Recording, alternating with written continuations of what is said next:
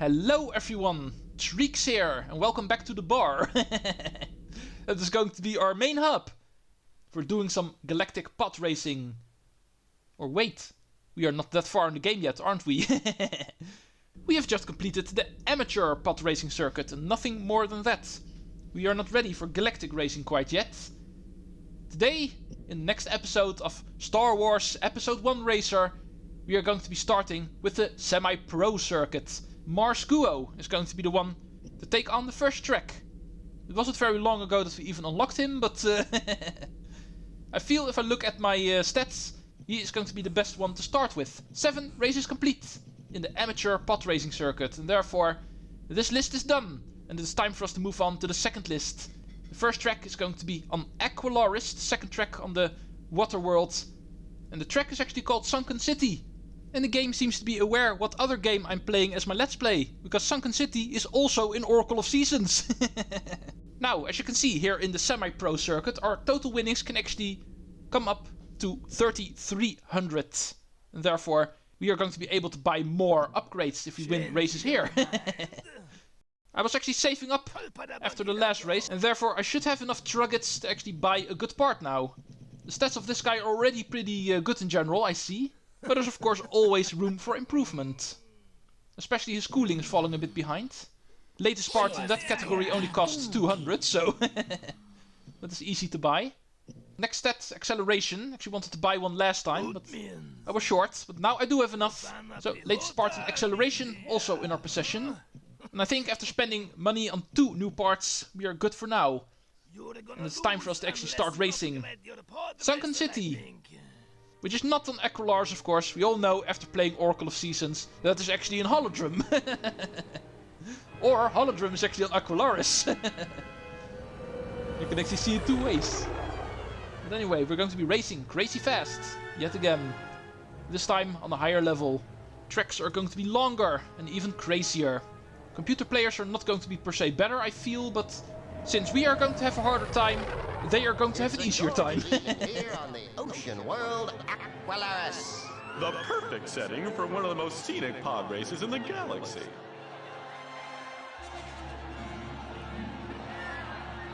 Your host, the lovely and gracious governess, the Nave Bengaris.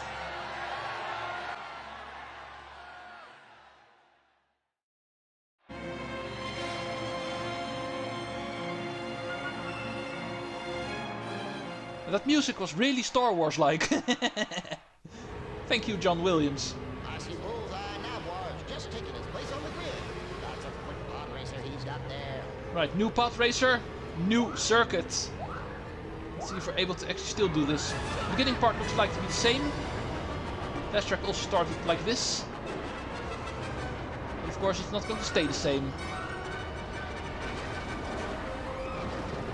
Let's see how much similarities we're going to find.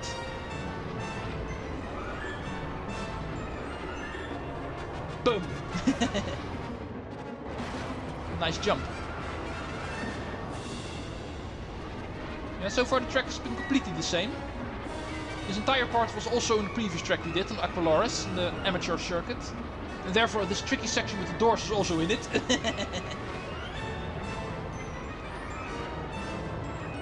Once again ending up here, but now we're going to take a different route. A very tricky route in all honesty. There's a lot of pathways you can actually take here. There's one really big shortcut in this area. Try to take it next time. This route I'm taking right now is safer, but a lot longer. You can actually see it on the radar already. There's a very big shortcut right over there. It actually meets up again over here. Tricky to see, and also tricky to perform. But I will of course try to actually do it. Not on the first lap. This part can also be tricky. Sharp turn coming. Now returning to the stadium. Oh! Taking a full circle across the stadium. Of course, in our situation, it goes a lot faster than a normal athletics track. Not leaving again. Back into the mountain.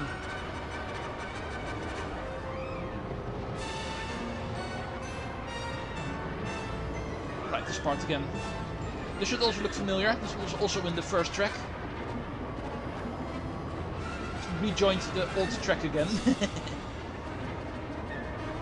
Therefore, we know what's coming up. This is the part that destroyed me last time. Try to do this carefully. I'm a lot faster now than it was the first time, of course. And reaching the finish line again. First lap, 2 minutes 11 seconds. Oh, stop looking at the time. I'm going to crash into the wall if I do. It's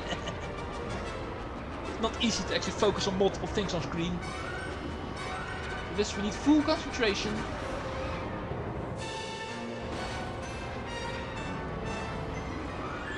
Now, going left.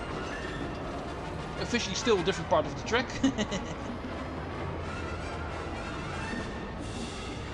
Watch the doors. Left and right.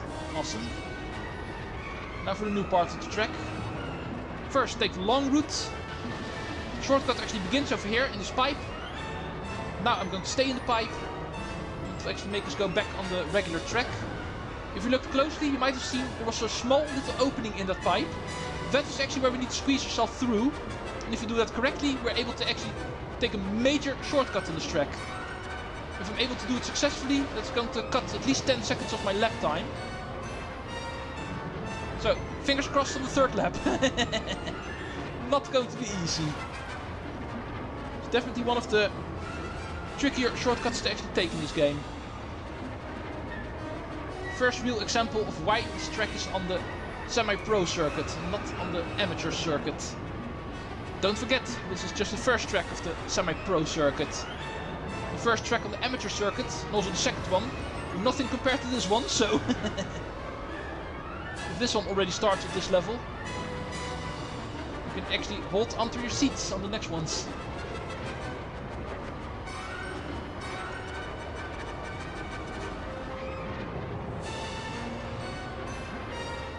It's almost done with the second lap.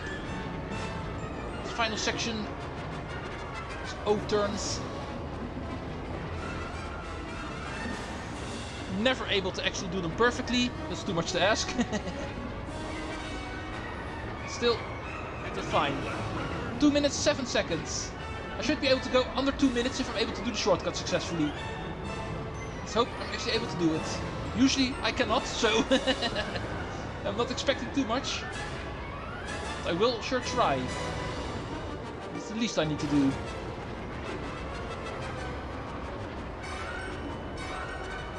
Boost. First the doors. Left. And left again. Okay. Now, focus. This requires precise timing. Enter the pipe, then leave it to the left. And try to keep this turn. No! Nice, I fail at the easy part. Re-entering the track, yeah. There's also some things you can crash into over there. I'm going to be surprised if this is still going to be a faster lap time. In theory it might still be, but I'm not too sure if taking the shortcut and crashing is still faster than just taking the regular pathway and not crashing. We shall see. Let's assume I'm going to do the rest of the track in pretty much the same time. Then we're going to be able to see whether this was faster or not.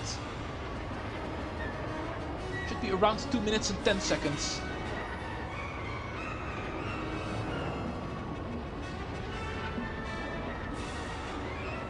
Let's try to do the rest of the track perfectly, because now I'm curious. I want to know if that crashing actually matters. Probably does. Final section. Oh, missed the boost. Well, in that case I'm going to do this part a lot slower. Just my balance. Scrape the wall.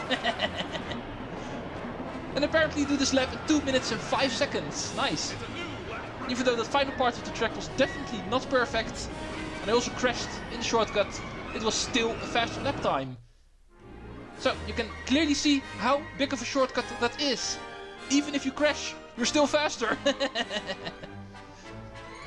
So we unlock Bullseye, one of the better racers in this game, I feel. Of course, the harder the races are that you win, the better the races are going to be that you actually unlock. Which is perfect, because I'm going to need those guys in order to do all of these hard races. 10 minutes in a video, and only did one track. That's how long they can be. Next track is Howler Gorge on Endo Preem. First up, new vehicle. Mars Guo, you are amazing. But not the best racer in the game, I feel. Let's move up another step and actually pick... Not Bullseye. It's tempting, but you can already see, like I said. Definitely one of the better racers. He has a lot of high stats. And therefore we're gonna go for Fatseng, I think. Also pretty well balanced, but a bit lower in his stats. Even though we are going to be able to improve one or two of them. We can still do some shopping. Oh, we've got a new accelerator and air brake. But on his machine that is not going to be necessary, I feel. There's already a very valuable part in top speed available. But I'm pretty sure that's going to be impossible to afford. It's been a while since I've actually bought a traction part, I think. So perhaps not a bad idea to improve that as well. Turning, that is never a bad thing. Especially now that the tracks are becoming more difficult. And a new cooler. Looks like we are also able to afford that. And for the rest I think I want to save up. Even though I've got some money left, we also need to save up on money on occasion. Better parts, of course, actually cost more money. Welcome, pod racing fans, to Endo Preem, home of the benevolent Andobi Bindu monks. Your host, the wisest of the wise, Ten Abu Donba. Wise men always know that racing is awesome to do, so... I'm going to be hosting pod racing on my planet. Time for us to slip around again. Second track on Endo Preem. Well, I've got my money on that little scrapper Rastus Red. He may be small in stature, but he's got a couple of the biggest racing engines I've ever seen. Well, I don't care about him. My machine is way faster. Let's go beat him, so we can unlock him. This track also starts like the first one actually did. It's the same starting area. They always do, by the way. The start is always going to be in the same location on any track. And of course, there's multiple pathways we can actually pick at some point. And that will actually determine how the track will be laid out. Let's go left here. I'm also pretty sure this is actually the faster way to go. If you go right, you will actually stay in the cave. But this one is definitely a lot faster. Also a bit more tricky because there's a lot of narrow sections here. Whoosh. Sharp turn. And then we actually meet up with the regular pathway again. Ah, awesome. The turning is becoming well. I'm able to take these turns without braking. No, doesn't apply to this one. Just remember that for the second one. Whee! Awesome jump while boosting. One of the more amazing things to do. Just try not to slip on this area. Stay on this rock. We're also able to actually go down there, but I'm pretty sure this is faster. I'm not going to crash if we actually fall down here. The crevices on the side we're also actually able to ride around on, officially. Perhaps something we will try later.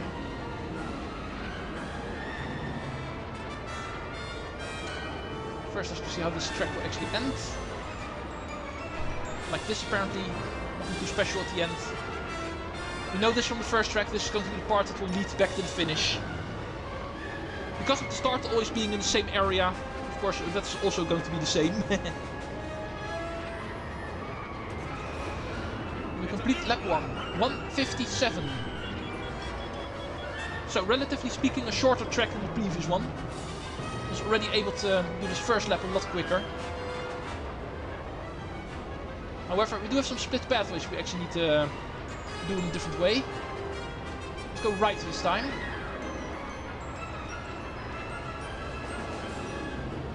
No. There's a lot more obstacles in this pathway than I actually remembered. For some reason I actually thought this one was mostly clean, but apparently that is not true. This way we also actually pass this bridge. And it looks like I've got some damage on my middle part. On my right engine. Still not going to hold me back for now, so let's just keep on going. Oh, need to brake here, of course. And boost! There's an amazing jump. Boom! 700 miles per hour jump. If that does not get adrenaline in your body, I don't know what will. Try to go through this narrow passage while boosting. Awesome. Need some amazing control over your vehicle if you want to do that correctly. Something that's definitely never a guarantee. And stuff like that, it actually makes this game hard to do.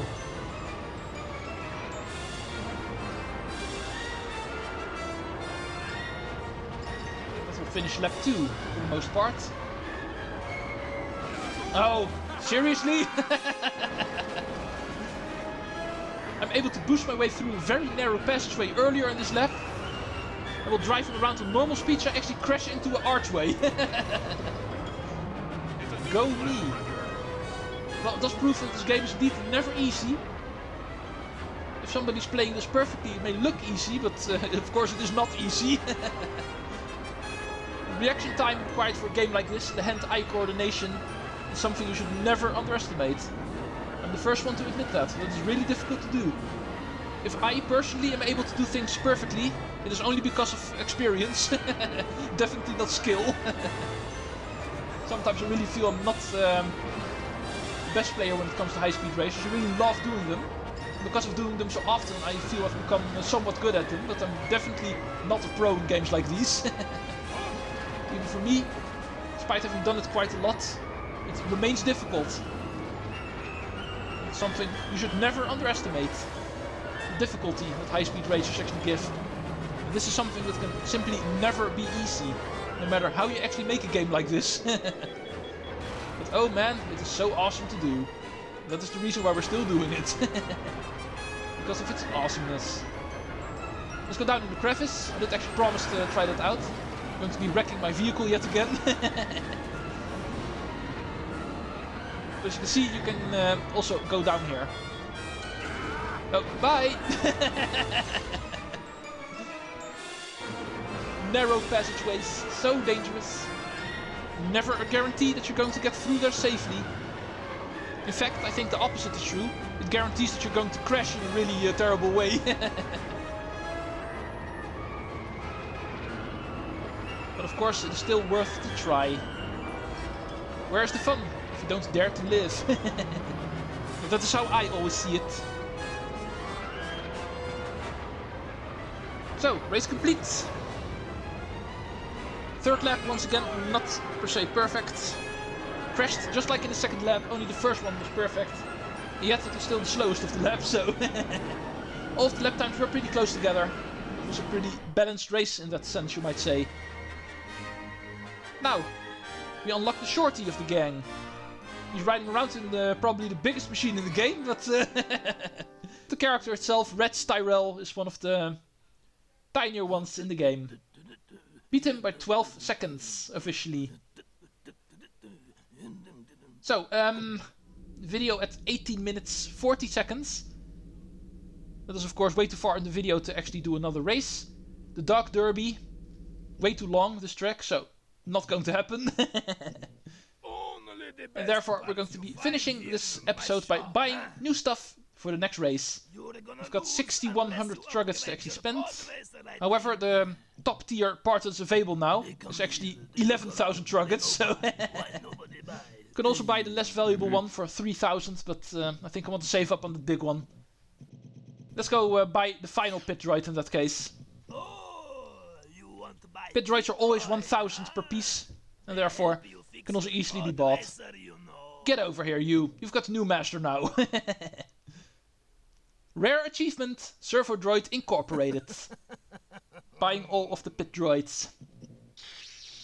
Looks like they're doing a pretty good job so far. I've got one damaged part, and even that one is barely damaged.